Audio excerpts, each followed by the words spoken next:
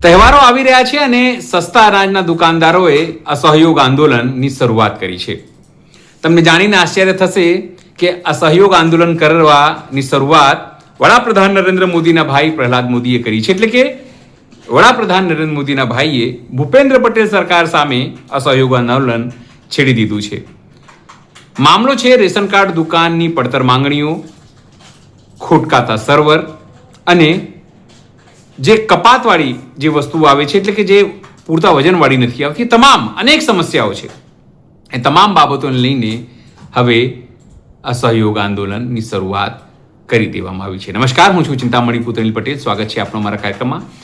આવો જોઈએ કઈ રીતે લોકો હેરાન થઈ રહ્યા છે, સામાન્ય લોકો. અને એવામાં જ્યારે તહેવારો છે, સાતમ આઠમ છે, જન્માષ્ટમી છે, રક્ષાબંધન છે, એની પહેલા આ આંદોલન સરકારને ચૂકાવવા માટે અને સરકારને દબાવવા માટે થઈ રહ્યું છે તેવી વાત છે. પણ આવો જોઈએ, સાંભળીએ પ્રહલાદ મોદી શું કહી રહ્યા છે, લોકો શું કહી રહ્યા છે.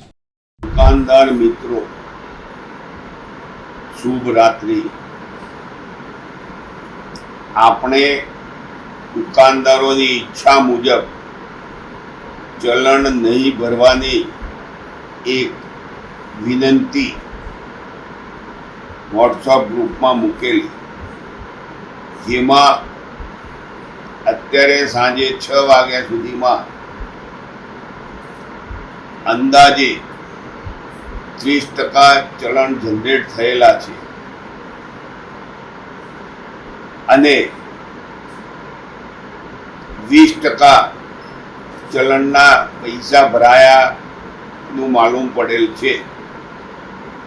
એટલે મને લાગે છે કે દુકાનદારો સરકારની અને સરકારી કર્મચારીઓની જો હુકમીથી ત્રાહિમામ થઈ ગયા છે. સરકારની રોજ નવી પોલિસીઓથી ગ્રાહકો અને દુકાનદારો વચ્ચે તકરારો થઈ રહી છે. આવા સંજોગોમાં આજે દુકાનદાર મક્કમપણે સ્વેચ્છાએ પોતાની માગણીઓ માટે આગળ વધી રહ્યો છે. ત્યારે Gujarat fair price shop and kerosene licence holder association ની જવાબદારી થઈ જાય છે કે હવે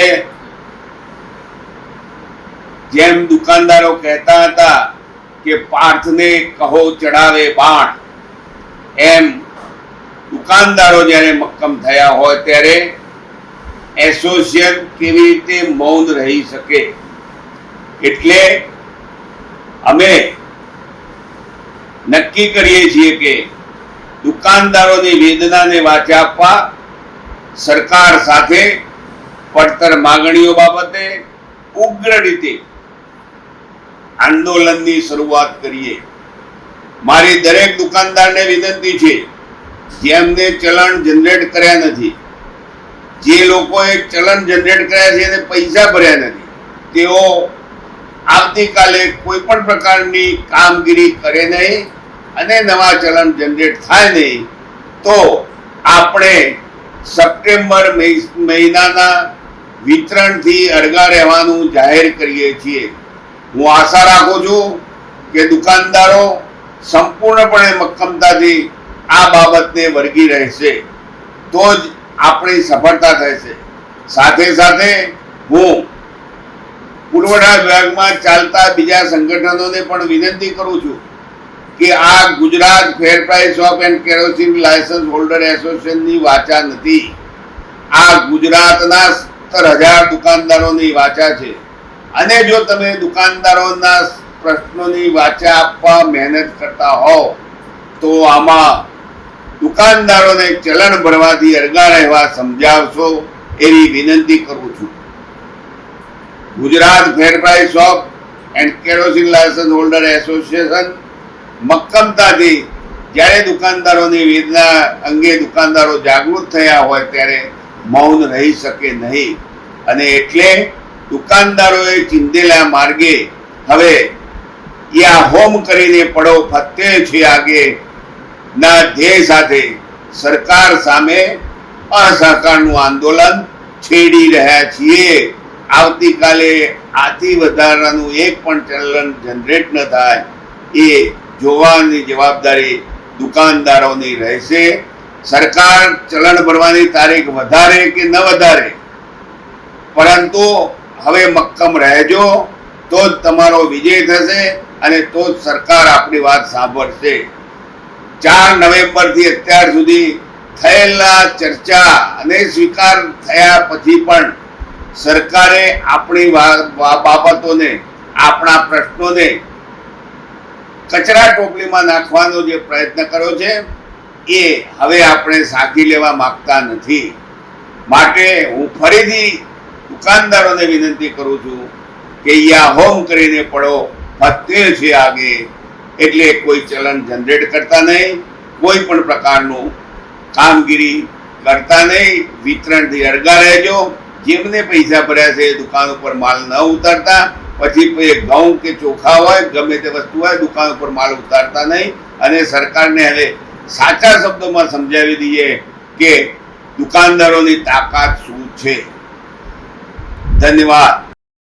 રેશનની દુકાને આવ્યો છું અનાજ લેવા, તેલ લેવા, પણ નેટ પકડતું નહીં. એમાં ધક્કા ખાઈને કંટાળ્યા. શું કરું? નેટ પકડતું નહીં.